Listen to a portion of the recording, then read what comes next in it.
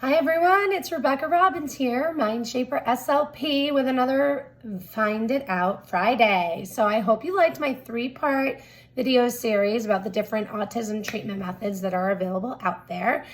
And so I thought next good video to do would be to talk about all of the different aspects that are involved in a child's language. So much as a speech therapist, I get feedback from people when I tell them what I do. They say, oh, you work on a lisp, or oh, you fix a child how they say their words, right?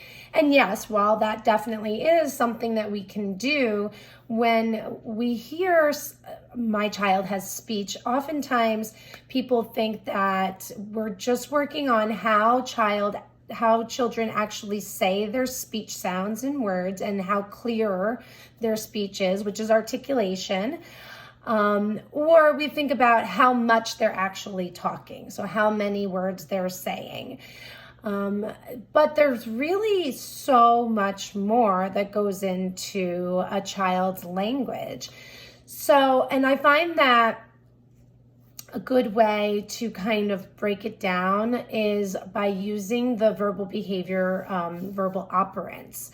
So B.F. Skinner broke down verbal behavior, which is the behavior that we engage in when we are communicating, into different, what he calls verbal operants. So it's we talked about this in my first Autism 101 treatment approaches video. It's a whole complete different language that he uses to talk about the different aspects of things that we do, or the behavior that we do when we are communicating with people. But I thought it would be a good way for me to structure my talk with you all today about all the different aspects that goes into your child's communication and the different things, different areas to look at as to where your child might need help and support, or where their strengths are. So, because that's a big part of what we do in our evaluations. We're looking at, so there's expressive language, which is what you're actually, your communication output. So how well you're expressing the ideas and thoughts that are in your head is often how I explain it to people. And then there's receptive language, which is how much you're understanding the language that's coming into you. And within both of those areas, there's lots of different subcategories. And then there's also what's called pragmatic language, and that's really our social communication and how well we are able to use our language to communicate with others. And really, that boils down to the whole point for why we even need language anyway. If we don't use it to talk to others or to get our needs met, then why do we even really need it? So that's a big part of it. So we're going to start with a MAND, because when I am working with a child, especially like a young child, EI, or a child that's just developing their language, I always start with this. And a MAND is a request. So you think of a command or a demand.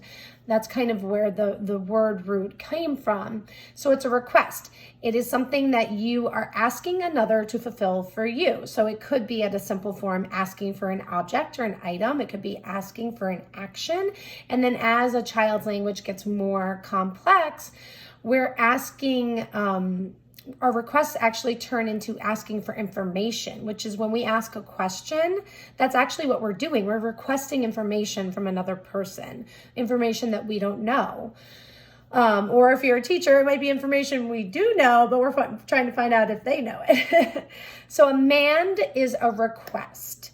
And I always start my therapy with children who are just learning to talk with requesting, because requests teach children that, hey, talking works for me. I get what I want when I talk. When I talk, I get what I want. I talk, I get. I talk, I get. And then that inspires the motivation inside of the child to want to continue to learn to talk. So manding or requesting is a great starting place. So that explains what a MAND is, and I think that's where we're going to stop today's video, because I really want to break this down into bite-sized pieces so it's a little easier to digest. And I will just, in subsequent videos and the following weeks, I'll just focus on a new verbal operant each week so that you can really digest that and take that in and think about how that's working for your child. So if your child does not have a strength in manding or requesting, I highly, highly recommend and suggest that just stay there. Stay at that level and just create a requesting boot camp. That kid is not getting anything unless they ask for it. And if your child isn't verbal, please talk with your speech pathologist about finding a way, a system for you to use at home so that you can work on request with your child, whether it's using sign language or using a picture system. I know that I make materials for my families that I've worked with in schools in the past whenever they ask me to. So that's always an option that you can try out, asking your school therapist to make you some materials for you to use at home. But requesting is such a big, important piece. And B.F. Skinner in Verbal Behavior calls it manding. So I hope you found this video helpful. Next week, we will be talking about tacting, which is labeling. And we're going to just delve into what that means a little bit further.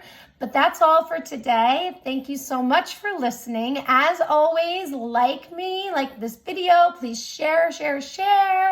And if you have any questions or comments, please comment below. And I love hearing from you. And I will see you all soon. Thanks. Happy Friday. Bye.